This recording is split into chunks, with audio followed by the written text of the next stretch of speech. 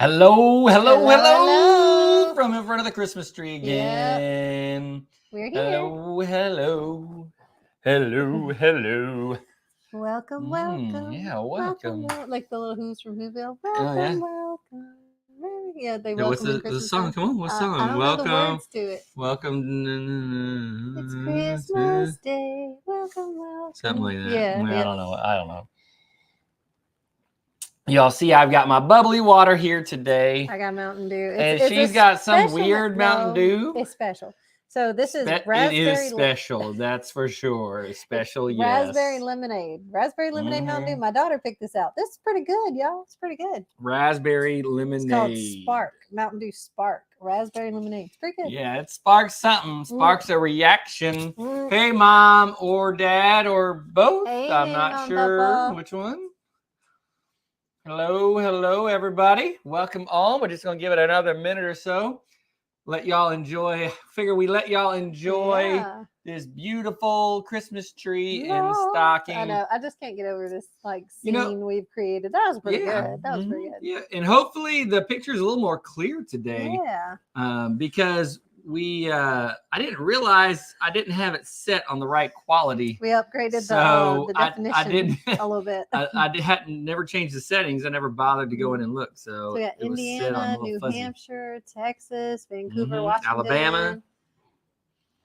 Hello from the Finns. Finland? I don't know. Huh. Southeastern Indiana, Texas, North Carolina. Okay. Hello from the. What do you mean by Finns? Where's the Finns? Where's the Finns? That's awesome. Where's that? Here. I love different places. Knoxville, Tennessee. Looking good and sounding good. Thank you, Vanessa. All right. Burlington, Iowa, Oklahoma. All right. I'm Minnesota, Texas. Ooh, all Minnesota. These people that are from all these different places. That's so cool. That is so awesome that y'all tune into our show. All right. So before y'all ask, I'm going to show y'all what we're snacking on tonight. Now we got some Greece. good people. Oh, I'm sorry. I saw somebody from Athens, Athens, Greece. nice. That's a new one. Hello in Athens. All right. California. Hey, Callie. Yep. All right. So this is what we're snacking on tonight. I don't know. Can y'all tell what it is? What do y'all think this is? Can you tell what it is? Any of y'all know what this is? With our high definition camera thing. And this? Can you see it? We give credit to Nathan and Jill over at Whispering Willows for getting us eating these. Thank you, Jill. It's their fault that we're addicted to these now. Oh, got some Englands in the house. Hi, England and Florida. New York. Yeah. Yeah, she cracked open a jar of this while we were with them. We were spending the night at their house, at their homestead, and bunking with them. And she said, "Here, y'all, try some of this." She cracked open a jar of this and fed it to us. Changed my life, y'all. I'm talking about good. Here, I'll answer this person real quick before we go talk more about this. Oh, nope, wrong one. Sorry. Thank you, though. Thank you for the hug.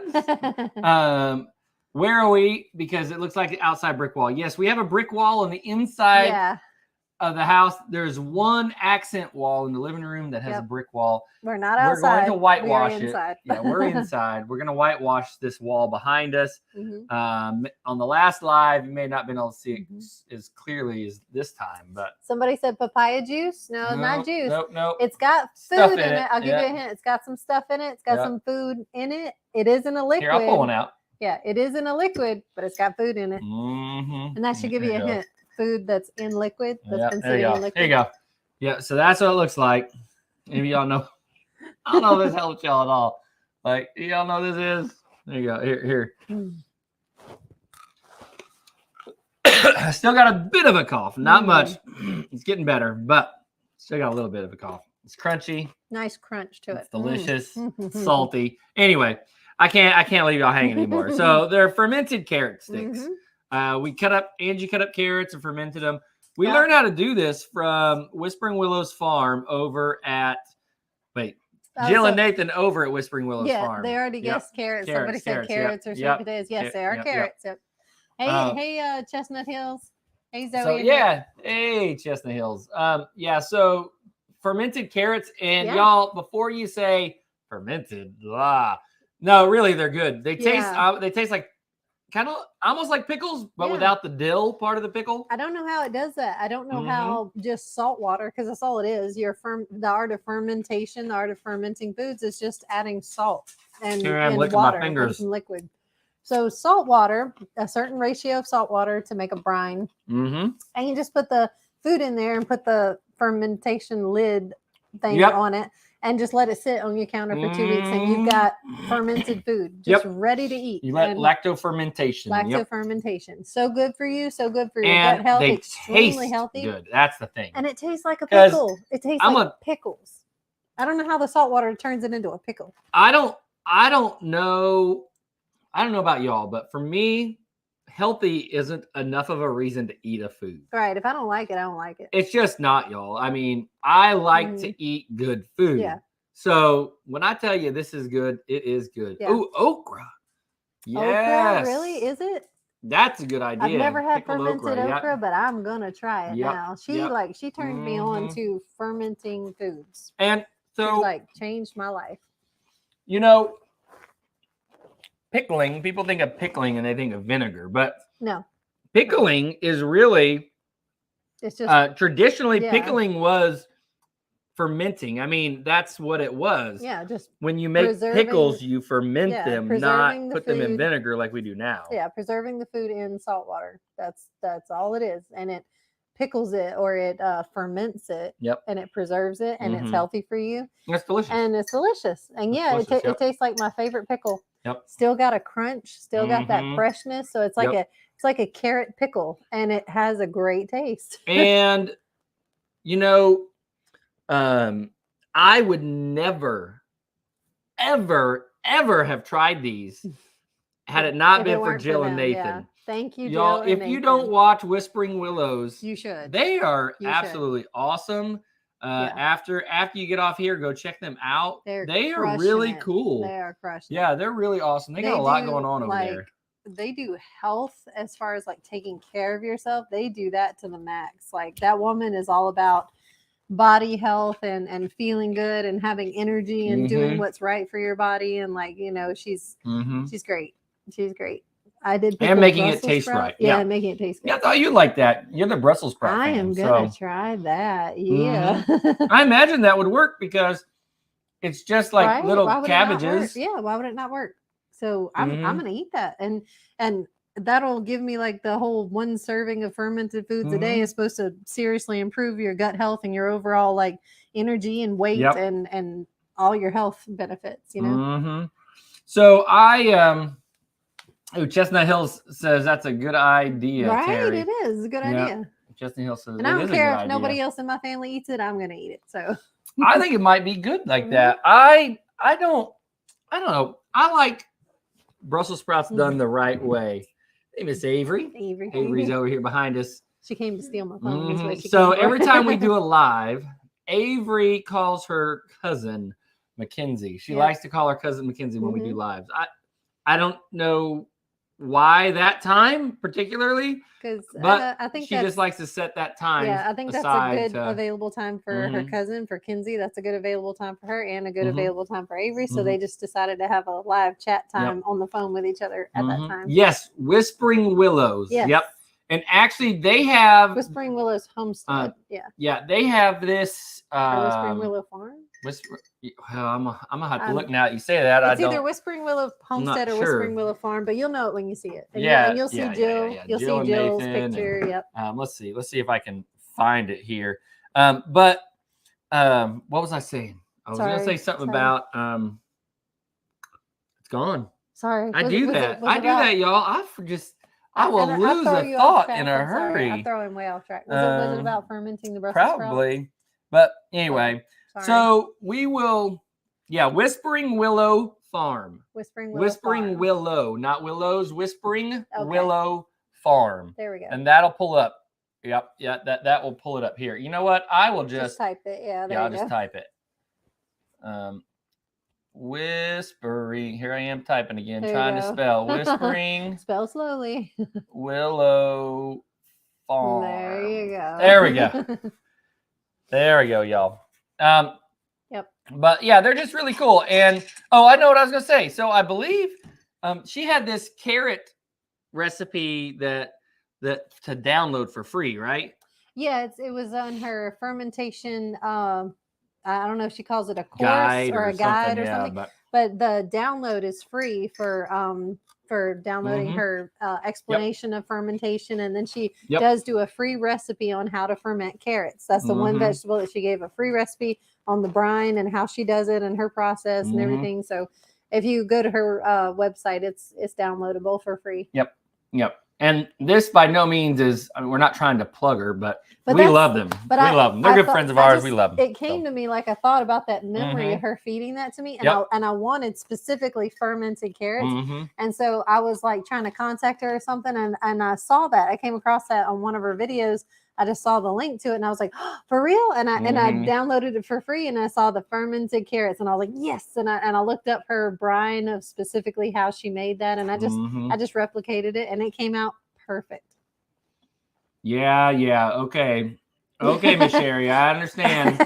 Go Dogs. Yeah, no. I can't, Georgia is the only the last hope of the SEC this year, and they're gonna take the cake probably, but man, I may have cried the other night when LSU got stomped. It's okay. There may have been some yelling and screaming going on in this living room. How are the bunnies doing inside? Well, we're gonna talk about them on another video, right? Yeah, we got a video coming talking about updates on the bunnies. We got the answer coming about the bunnies. So we got the answer coming.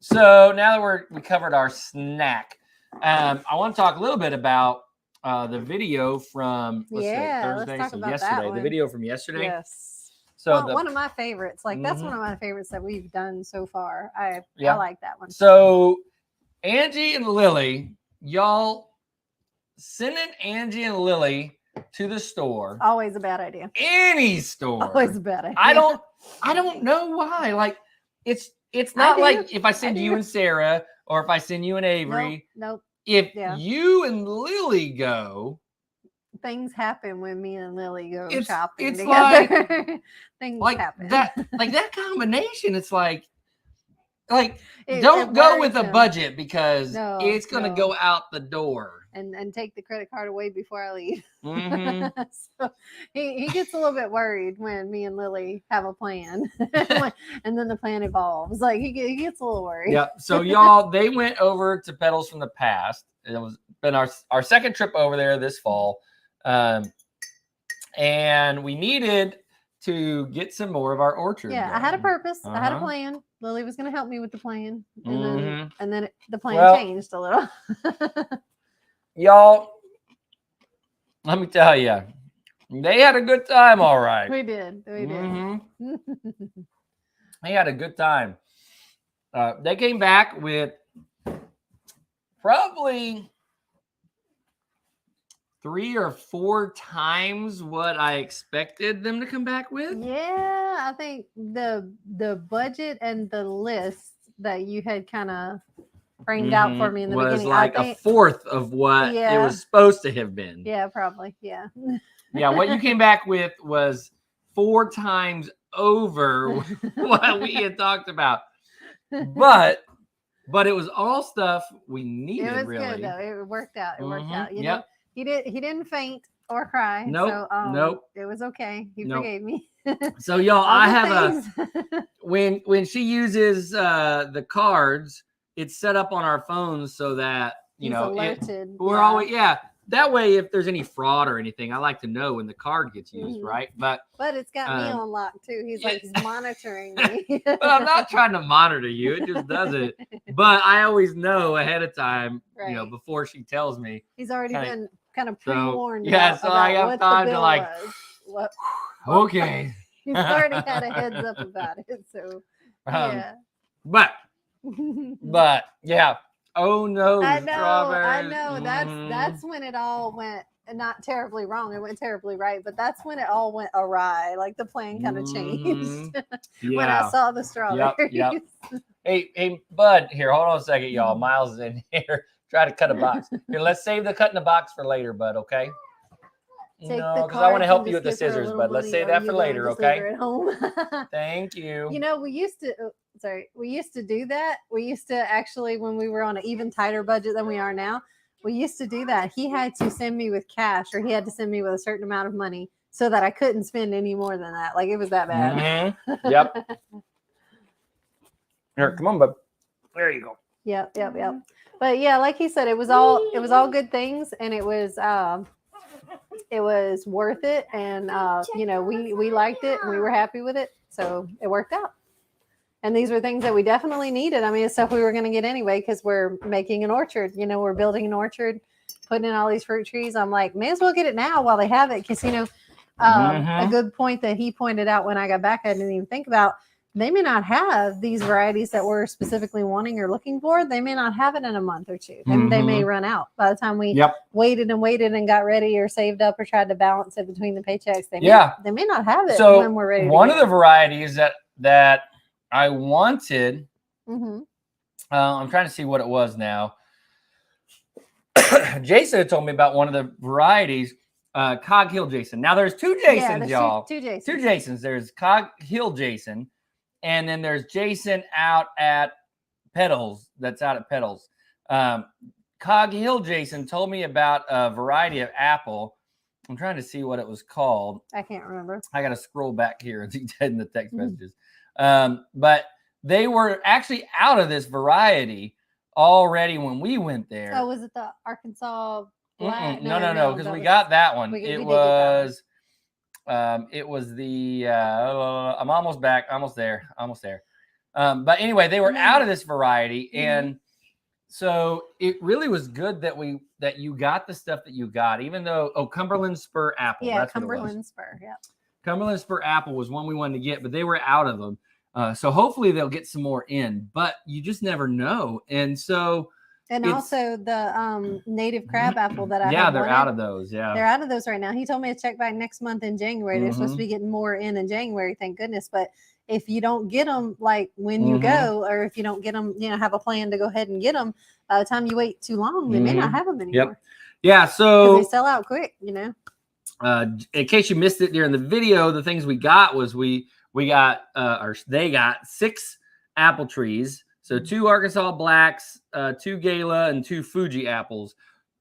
And he said that those should make it so that we have fruit throughout the year, or at least throughout the apple season. Everybody's saying I did good, that they laughed hard, that they liked it. It was cute. Oh, they good. Said, they said I did a great job. See, I did a great job. Yeah, you did a great job. You did do a great job.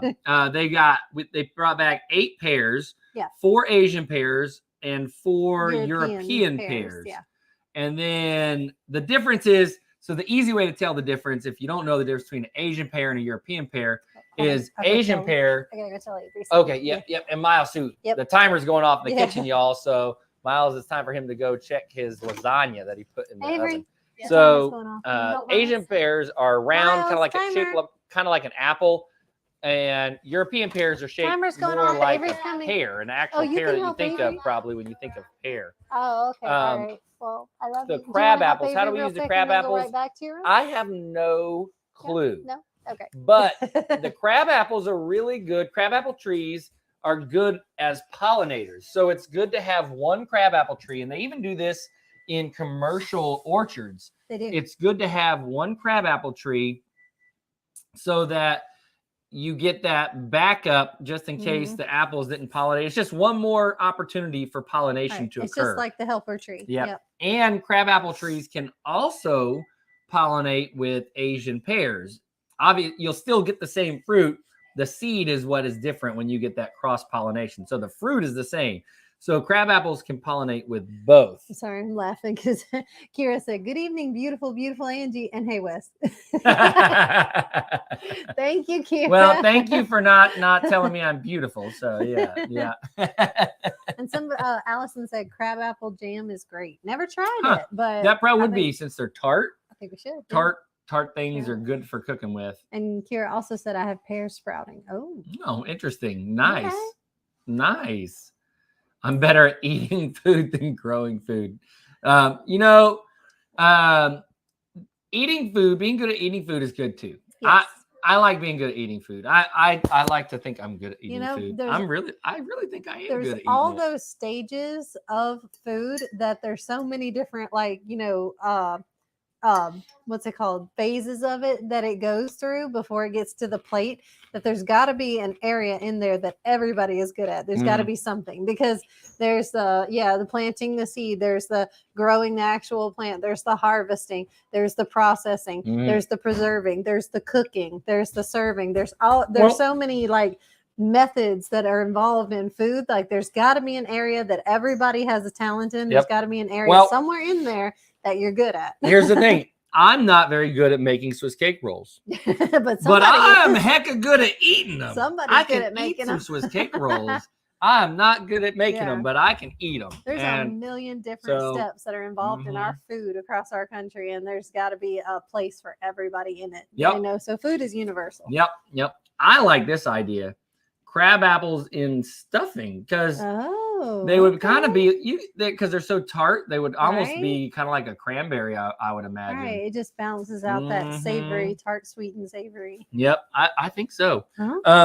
So then you also got 5 more figs. Yes. So we got 5 more figs, an Alma, which is one we also already had, but Almas are cool because they put on fruit twice a year. Right. And then that's always good. You brought back another LSU purple, maybe? Yes, I did. I brought back one Alma, one LSU purple, and then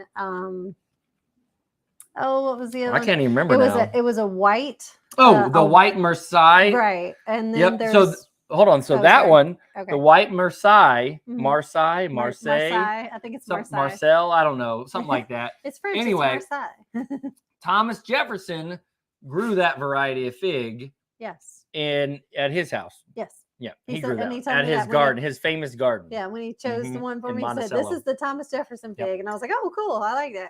Yep. So that's the Thomas Jefferson fig. So that's cool. And we've heard it's not necessarily the most flavorful fig ever, but that's the one that it's got the cool factor. That it tastes like honey in the middle. Is that the right one? I don't know.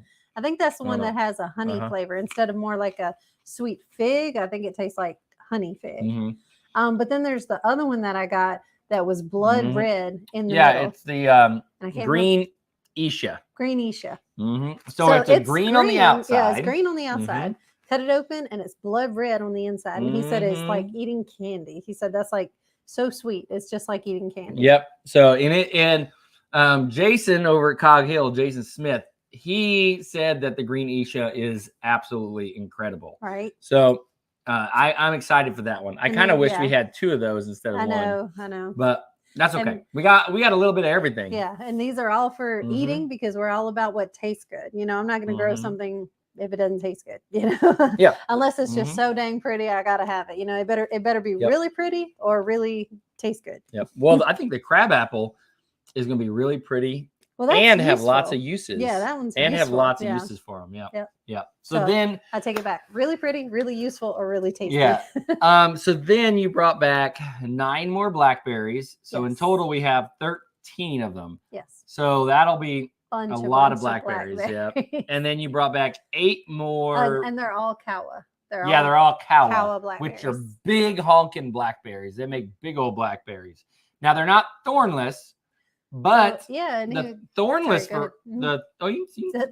was about the thorns. He was telling me that they do have thorns, and I was like, I don't mind thorns at all. I didn't even know until I got to be an adult. I didn't even know that blackberries came in a thornless. Like I didn't even know there was such a thing as a thornless blackberry. I was used to when I grew up, blackberries have thorns. Blackberries are going to prick you when you pick them. But I just thought that was just life. That was just the way the world is. Yep. And the way we're going to grow them is the way they grow them at Petals. And that Jason over at Cog Hill grows them. Right. And so they're going to grow up and kind of go off to the side on cables. Kind of like, I know they're good. Kind of like an espalier. And that kind of will minimize how much we get pricked. We're not going to have this big old bush that you got to reach into. Oh, hey, Head Family. How's it going? So that'll minimize how much we get pricked. So we'll just be able to go pick these big old blackberries off there and go at it. You're just gonna like take over that jar You now, already huh? had some. You already ate All some. right, I see how it is. Good Yeah. thing we started another batch today, huh? I started a bigger batch. Yeah, we started a half-gallon jar today, so that way we'll have plenty. So then we got 8 more blueberries, so 16 total blueberries that we have. A good starter vegetable to grow. I would say the easiest thing I can think of to grow would be like a summer squash. Just start that in the spring. A summer squash comes up super quick, really gratifying to see it grow. Some people will probably say like a tomato, but honestly, tomatoes are prone to lots of disease. They are. And pests. You got to really tend to them. They're heavy feeder. Yeah, they want lots of heavy attention. Nitrogen feeder, and they want you to baby them, and they want you to tend to them. They want you to spray them, and like, just they take a lot of work. Yeah. But or bell peppers. Bell peppers. We've neglected our peppers, and they always did well. We have.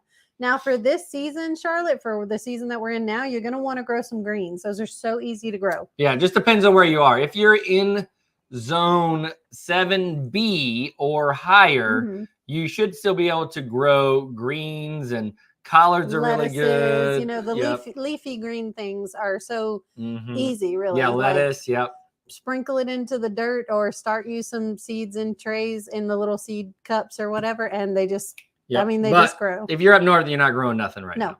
If you're covered in snow, you're not growing anything. Yeah. I mean, I think they can grow stuff. You could grow it indoors. You can grow it inside. You know, microgreens indoors. People grow the counter greens on their kitchen counter. People grow greens inside all the time. Gives you that confidence if you feel like you can't grow anything.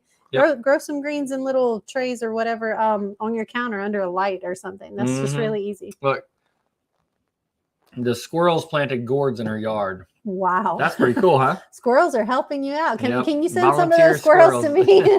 Send them out. I need some help with squirrels. Are we growing garlic? No, we're not currently growing any garlic. She's over there being Snow White, just calling the squirrels to come help me plant my seeds. So then the other thing, I saw a question about the strawberries.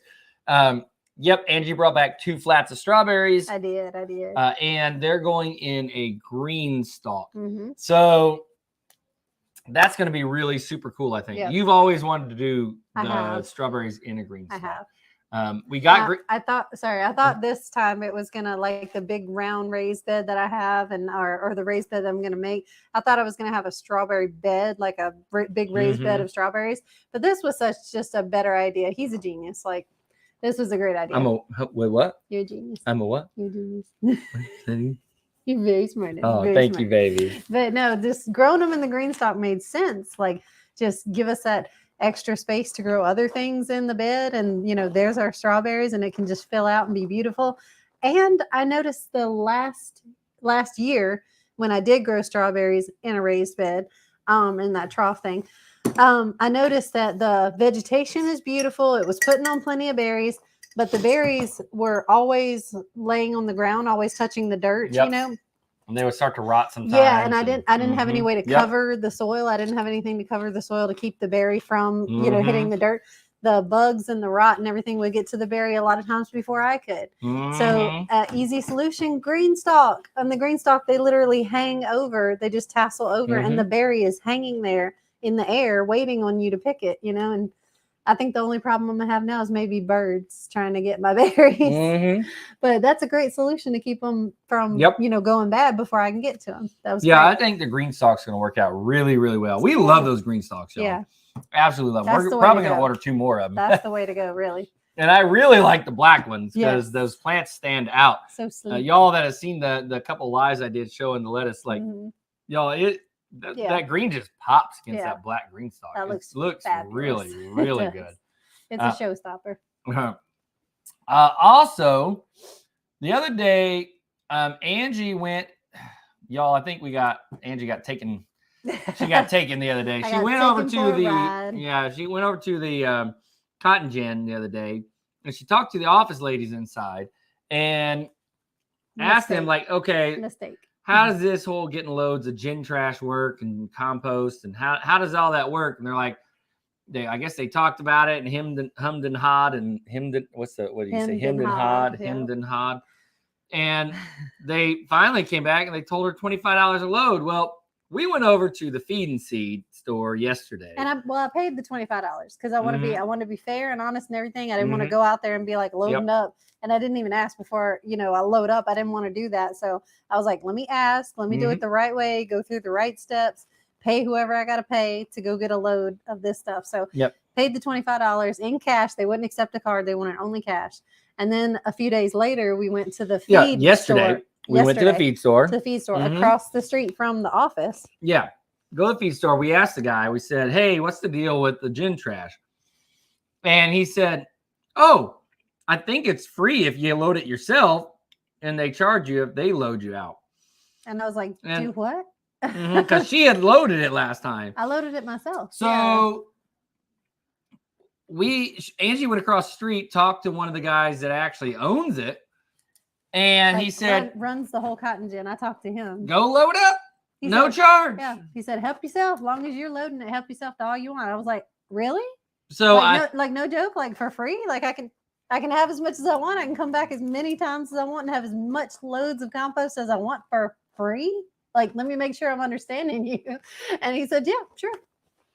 So I think those office ladies, they bought a Christmas gift or something for themselves. They probably did. But Merry Christmas, office ladies. I'm happy y'all got what you needed. So, we're good. I get all the compost I want now. Yeah. Now, good. So, I mean, even at $25, it was cheaper than going to the store and buying compost. That's a great deal. That's a great deal. I'll take it. But, yeah.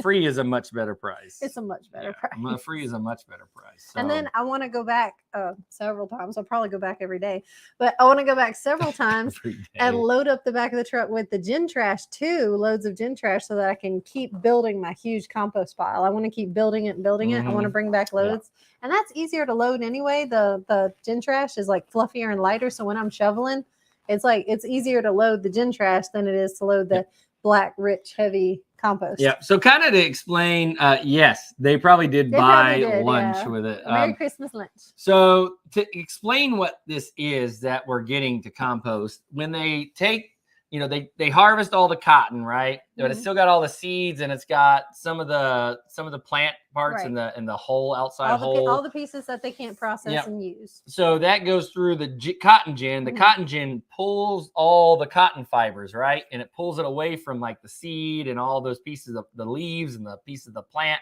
and all that falls out. And then along with that is a bunch of the cotton that gets damaged. So cotton fibers and stuff that gets damaged.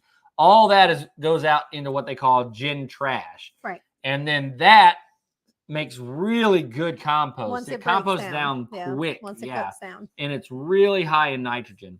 So that's what she's talking about when she talks about gin trash.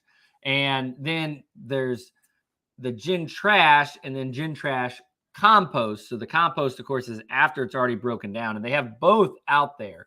So she's been getting both. It's a lot easier to just load up the gin trash because it's a lot of cotton in it, right? It's real fluffy. But she's also been loading up some of the gin trash compost, but it's a lot harder because we don't have a long trailer to take the tractor over there with yet. So there's no tractor. It's there's just me. Everything's by shovel. Like I am the tractor. Yep. And I work during the day. So thankfully, though, now that we found out it's free, we can just go get it whenever. It's not locked up, so we could go on the weekend. Right. But or like after he's off work. So I can go help. I know the sun's starting to go down, but if we brought a light out there or something, he could just help me load up.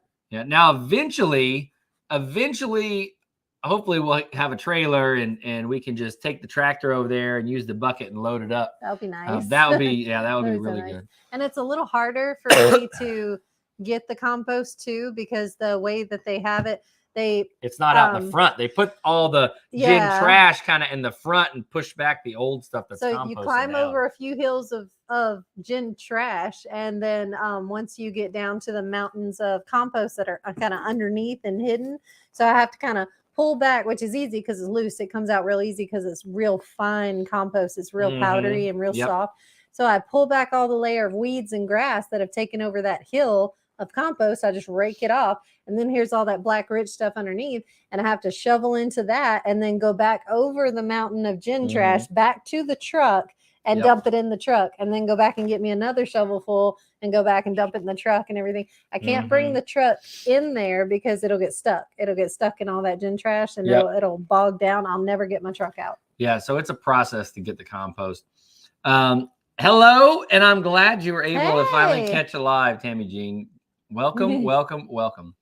So that stuff is really good for anything. Yeah. It's hope it's great. we've seen it used at other farms, like Just Ticket Farms and out at Haas Tools. We've seen it used there and with really good results. So I'm hoping it'll be good. Yeah, I've seen what their beds and gardens look like, and I've seen what Tracy's gardens look like, and I just gushed over it and dreamed over it and stuff. And now it's becoming more of a reality of I can actually have that, and I'm just in awe of that. I am and it's about just amazed. It's about 15 minutes from us, so we get over there. It takes us about 15 minutes to get over there, and 15 minutes to get back. So it's 30 minutes trip. Not bad. Here, not bad at all. I go out there and work for like 30-45 minutes, and then drive 15 minutes back to the house. So not bad. Wheelbarrow. That's not a bad idea. Wheelbarrow's an idea, but that's shoveling twice, so you wouldn't be able. You'd have to shovel it in a wheelbarrow, and shovel it into the truck, but you could take the wagon over there and take like 3 buckets, fill 3 buckets and pull the wagon back to the truck and dump it. Well, with anything with wheels, with a wheelbarrow or a wagon, my concern is what I have to climb over.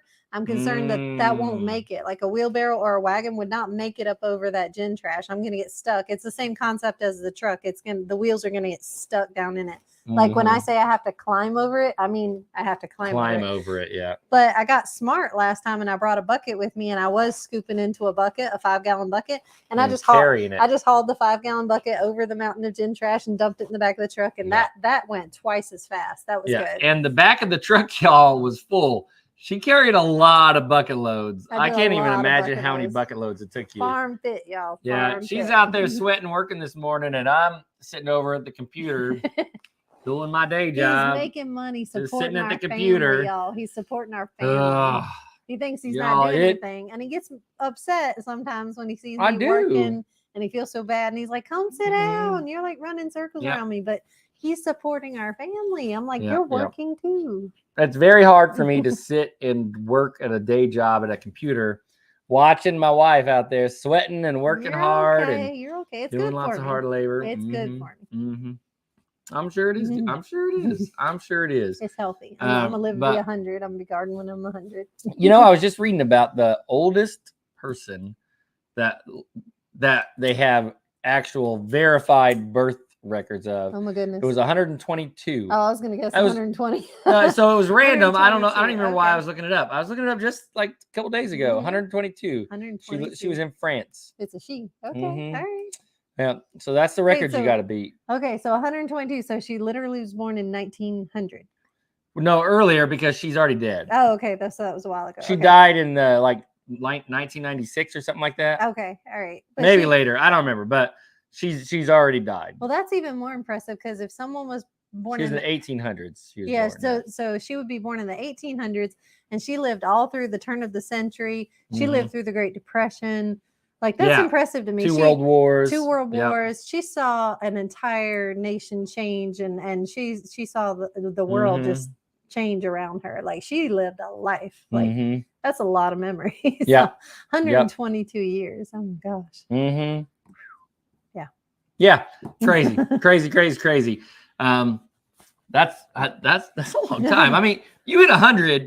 Think about that. And then you got another 20 years, right? Like it's a long time as a 100-year-old. Those last 20 years Centurion. I don't know. So after you turn 100, those last 22 years after I made the 100 mark, and I made 100. Okay, and then 22 years later. Wow. Yeah. Yep. So no, I don't have any brothers. And so none of them, I don't have any to be single. So no, I don't. I got one sister. I don't think they make him like him anymore. They broke the mold when they made you. Honey. Oh no, that's not true. So I I grew up in a family with there was only 2 kids, 2 of us, right? Just him and his sister. So,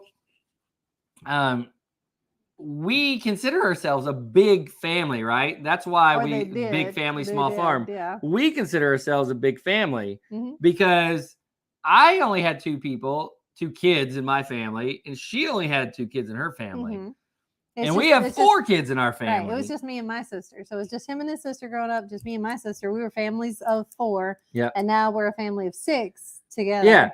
But, it's all perspective, right? Right. Because my dad, he had 8. Yeah. He had 8 siblings. So he's like, what do you mean big family? I had 8. Yeah. So that's a big family. Yeah. That's a big family. I don't know what I do. That's a lot. That's a lot of people. Thank you, Kira. Oh, Kira's blessing me and complimenting me. Thank you. Yeah. She's so sweet. She's making me feel good. Thank you. Well, thank you. You are just as lovely as everybody says you are, baby. You're sweet. And then my grandma was born in 1900 and passed away in 1997. 97. My mom was born in 1980, passed away in 95. Wow. Good track record. You're gonna be well on your way to 100 before you even have to start worrying. Yeah. Your grandma was your great grandma. I had up until 5 or 6 years ago, I had all of my great grandparents except one. We're still living. So we were a 5-generation family. And then within that 5-year span, they all kind of passed away. They all got old, and it happens. I went to a lot of funerals that year, but we were 5 Granny Dot was 98 years old, if I'm not mistaken. 98. My other great grandmother was 97, 96, 97. So good track record on that side. But my great grandmother and my tata, my great grandpa. So he. Before he passed away, he had told me that he was one of 12, I believe, and my great grandmother came from a family of 13.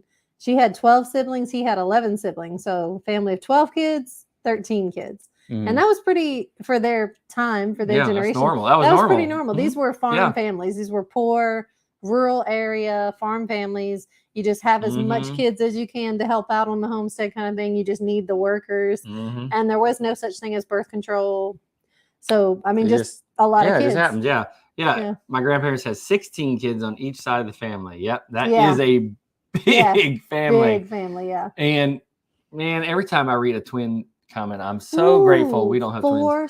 4 sets of twins. Can you imagine? 4 sets of twins. How do you even keep up with that many kids, especially if they look alike? How do you keep up with that many?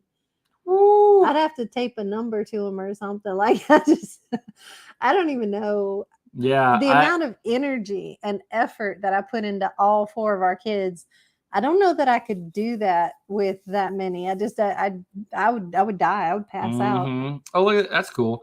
My great uncle will be 101 on the 12th. Wow. And World War I vet. World War II vet. World War II vet. Yep. My grandmother, his sister, was 96. That's awesome. Good genetics. Yeah, that is awesome. Awesome. Yeah. I'm torn, because I picture myself after 100. I picture myself as not really being able to do a whole lot. But I say that, but my great well you took care of yourself. My great grandpa was out. My great grandpa or my great grandpa was out farming in his 90s, out on tractor farming. So they just don't know any other way. That's just what they do, and they keep going. Yeah. So maybe we'll be just chugging along. I don't, unless something really goes wrong with my body. I'm always going to have the will and the want to be active and to go do, even if I can't work as hard, obviously, as I do now. But I'm always going to have the willpower to go and make a loaf of bread or ferment some carrots, or I'm always going to have the want to. And as long as my body lets me, you're going to keep on. I'm going to keep on. Keeping on. I don't see myself ever just putting my feet up on the couch and just sitting there all day long, just watching TV or something. I don't ever see myself as a nursing home type, because I think I'd be too much of a pain in the butt for them.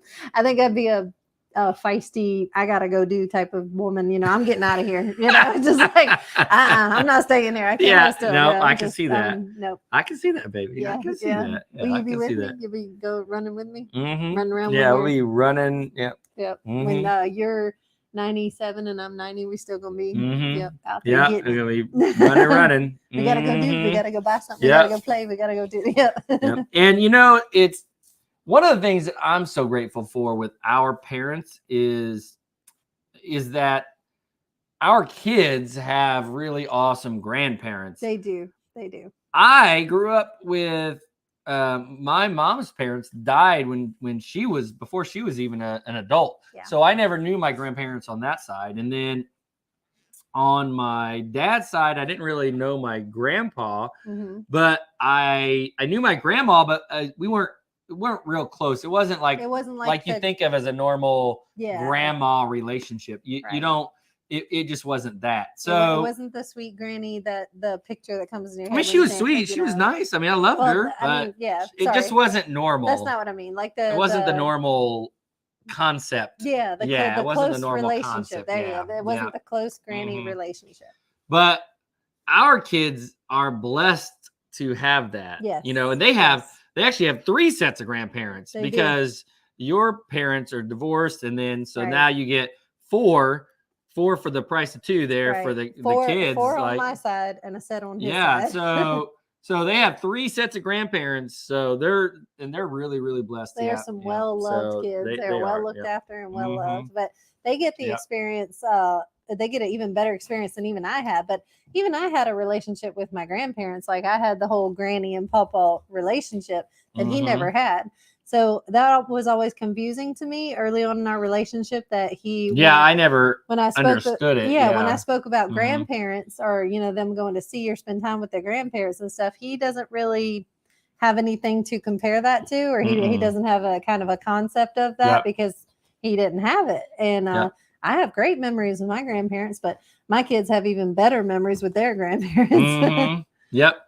Hey, bud, what's up? How's that lasagna doing? Hey, sweetie. Is it cooking? About 37 or 38 minutes until lasagna. Oh, you want to go tell Avery to help you put that extra mozzarella cheese on it? It's time to put that extra cheese on it. The extra cheese on it. Avery will help you. Y'all, he specified he did not want homemade lasagna. He wanted the frozen Stouffer's lasagna. He said, it's got to be the frozen store-bought stuff. Oh, and by the way, Miles is making dinner. I don't know if you mentioned that, but Miles he's making it. I think I mentioned it when we first started, but we're not making dinner. They are making dinner. Yeah, we didn't force them. Miles wanted to make dinner. Yeah, he's like, I want lasagna, and I'm going to make it.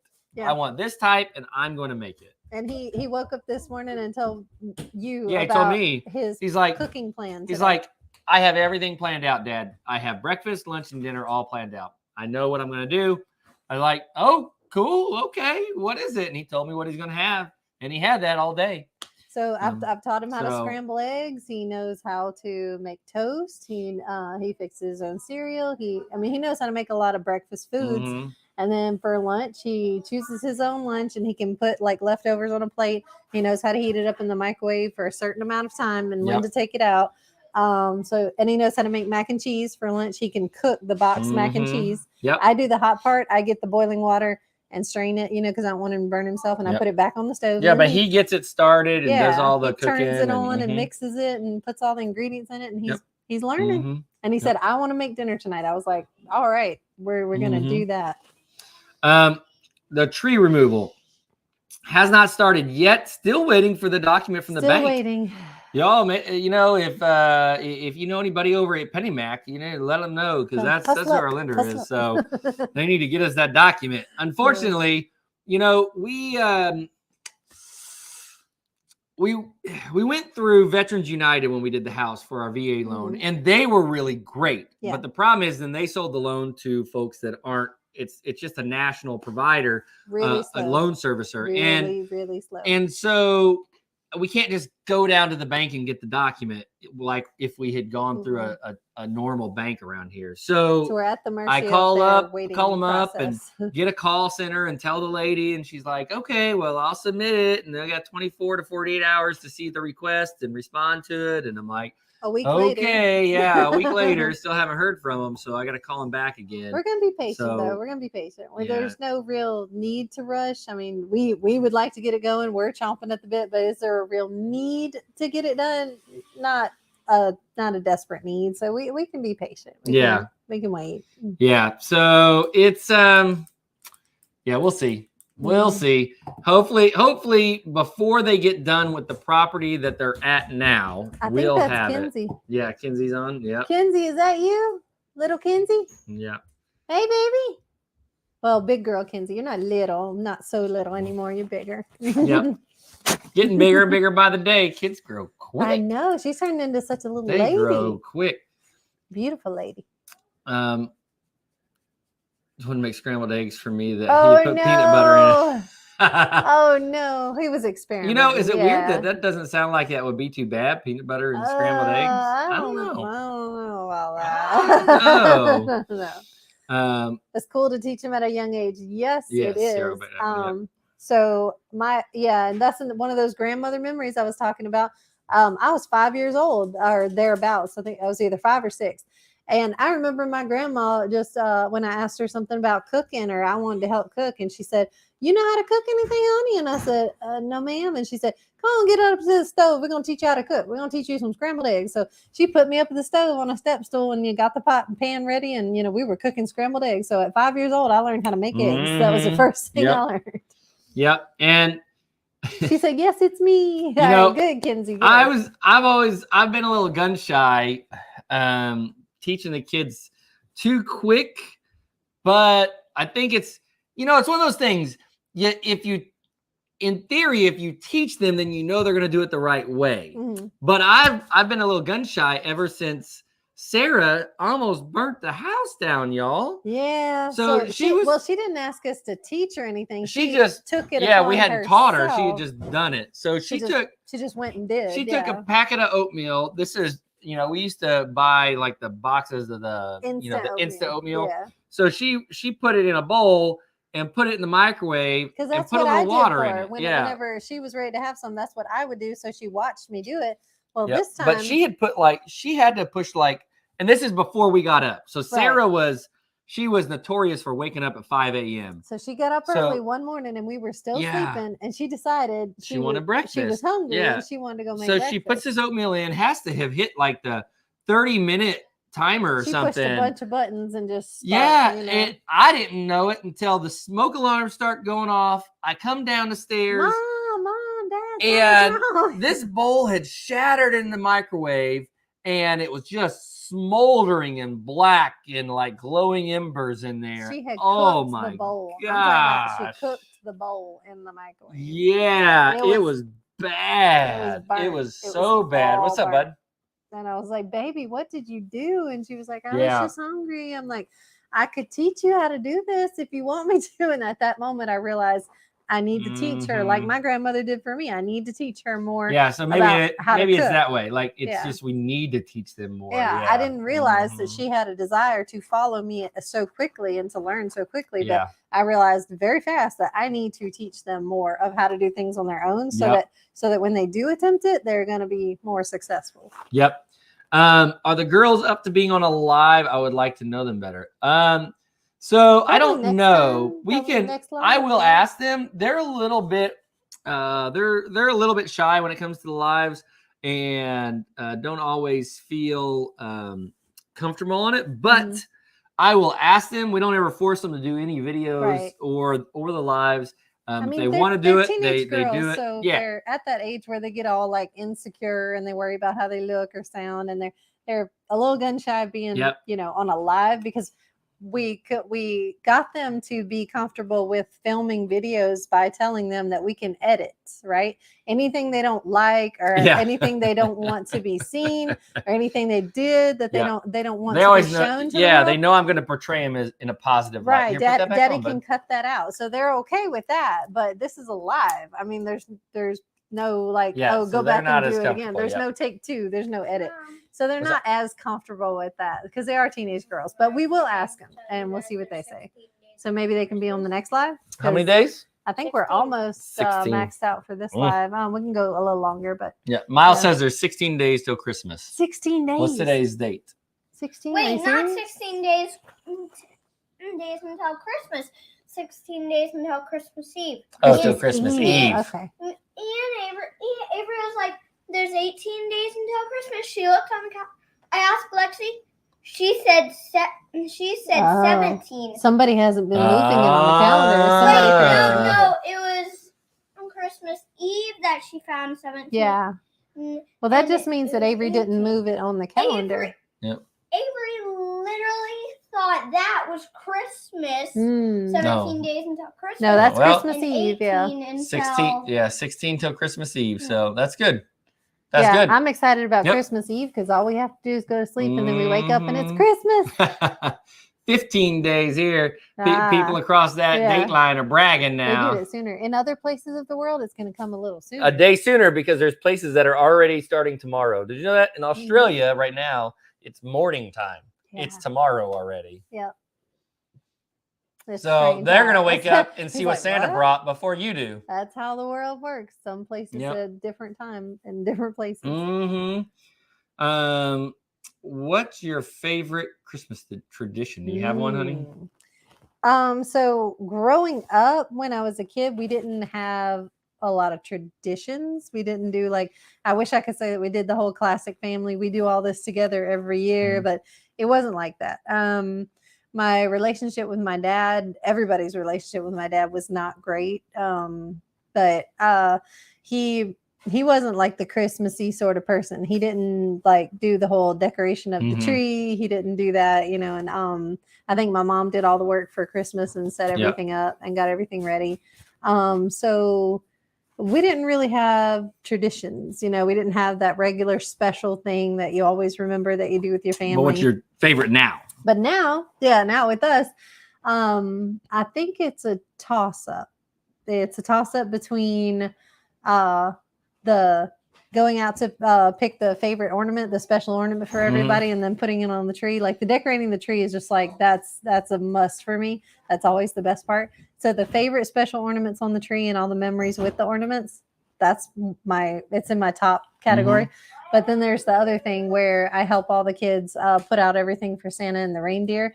And for the cookies and the food for them. Yeah, so we always put out stuff for the reindeer too. We don't want to forget about the reindeer. And we feed the reindeer and we feed Santa, and I help them with that. And I love how everybody waits on Christmas morning. We have always made them wait, and that's been the hardest part, especially when they were tiny. Making them wait in the morning because they wake up, really early, fired up, ready to go. They want to go. And our alarm may not have gone off yet. We may not be awake yet. So we don't make them wait forever, though. Not forever, but we made sure that they know on Christmas morning to come get us. So they come barreling out of the room. Go out in the living room. And nobody can cheat and nobody can go first and nobody can jump ahead of anybody. We made sure that they knew when they pop their eyes awake in the morning and they jump out of bed, they come get us and they're allowed to burst open our bedroom door, jump on the bed and say, wake up, So they come and wake us up. And then all as a family, all together, we go and see what Santa brought. I know what I would do. What? I would release Winston. Yeah, release the Nene. Nene will jump on our bed and pounce on us and wake us up. So I think my favorite. He's just gonna sleep on the carpet. Yeah, he's asleep on the carpet right now. I think my favorite Christmas tradition growing up was putting up the Christmas tree on Thanksgiving because we had a fake tree. Okay. So we always put it up, and I remember distinctly helping my dad separate out all the different branches were color coded, and we had to separate them all out, and then you had to put it together in the right order and put the lights on. He did the fake tree. So I always loved it. Yeah. That was something I always looked forward to. I liked it. I know I complained a lot probably about it, especially as a teenager. But when I look back on it now, that was one of the things that stuck out most. That's why you're so good at doing the lights on the tree now. I just thought about that. So he's had a lot of practice at this. He always puts on the lights. And he's good at it. And you got to do it in a certain order. You got to do the middle of the tree first and light it up, and then you got to do the outside light. And I love watching him do it too. And now I think my favorite tradition is what we did this year for the first time is going out and cutting our own Christmas tree. That was a good experience. From the farm. That was really cool. I like that. Yeah. That's probably my favorite thing that we do now. I really like that. Our family does sing together. Like he has a rule for me. He had to make a rule because I'm such a Christmas person and I can't wait and I'm so anxious to sing Christmas carols. He had to make a rule that you can't play Christmas music or sing Christmas carols until November 1st. Yep. So I have to wait till November, and then I can play Christmas music all the way through the rest of the year. It's November though. Yeah, it is now. Yeah. It's December now, but I have to wait till at least November. I can't start any earlier than that. And our family we do sing together. We sing carols together and we, sing in the car together. And it's a thing. And that's the same with Christmas movies. I don't want to play them till November because if you just play Christmas movies whenever you want to watch them or you listen to you listen to the music all the time, it just, lessens it in my mind because, well, if we just watch it all the time or listen to it all the time, then you don't get excited about it. Exactly. You don't get excited about it, but I only watch Polar Express during Christmas time. Right. So I look forward to it. There's something that I thought about. I was connecting growing vegetables with Christmas. I was having that connection there in my mind. I was thinking about seasonal vegetables like that. You will notice that if you start to eat more seasonally, or if you eat, the food that you grow, you'll notice that you get excited when the time comes for a certain vegetable, when the right season is, if you have to wait for it.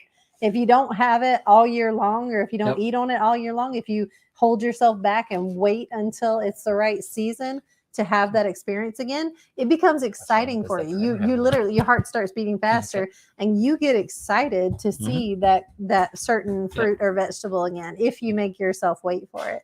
I've noticed that. So tell me something. 23 minutes. How 23 minutes? Oh, good. What season does the Moose Tracks ice cream grow in? What about Swiss cake rolls? What season? Well, we would have to choose a season for you. I don't know about that. I think Swiss cake rolls. You wait for it, No, I think they're good all year round. Oh my goodness! And they're not as special. Oh, do you every remember? Swiss cake roll I eat is special. Do you remember how badly you wanted it when you came out of boot camp because you couldn't have it?